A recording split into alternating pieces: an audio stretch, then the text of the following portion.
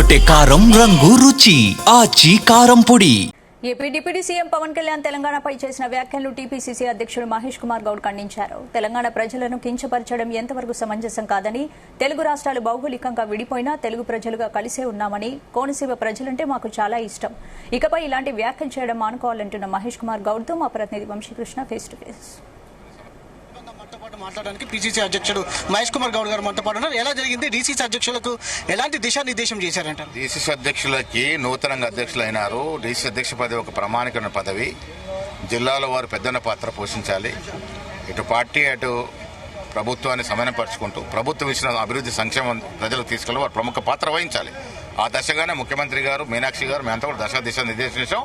రానున్న ఎన్నికలు ప్రామాణికం. సర్పంచ్ కానీ వచ్చే ఎన్నికలన్నింటిలో కూడా మెజార్టీ స్థానం గెలిపించే దిశగా వారు ప్రయత్నం చేయాలి. ప్రభుత్వ సంక్షేమం, ప్రభుత్వ అభివృద్ధి ప్రజలు తీసుకెళ్ళి వారు ముందుండాలి.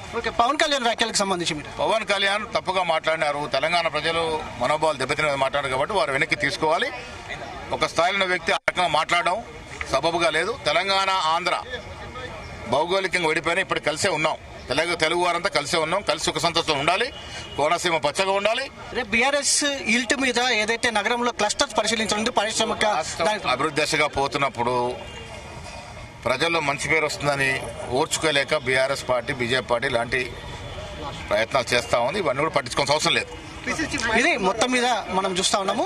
అటు ప్రభుత్వం అభివృద్ధి కార్యక్రమాలు చేస్తున్న సమయంలో ఇలాంటి ఆరోపణలు రావడం సహజమే అని చెప్తా ఉన్నారు. రేపు బీఆర్ఎస్ పార్టీ చేపట్టబోయే పర్యటనకు సంబంధించి కూడా అడిగితే ఏదైతే ఇలాంటి ఆరోపణలు రావడం సహజమని కూడా వారు చెప్తున్నటువంటి సందర్భం కూడా మనకు కనిపిస్తోంది. పవన్ కళ్యాణ్ వ్యాఖ్యలను వెనక్కి తీసుకోవాలనేది కూడా వారు డిమాండ్ చేసినటువంటి సందర్భం మనకు కనిపిస్తోంది.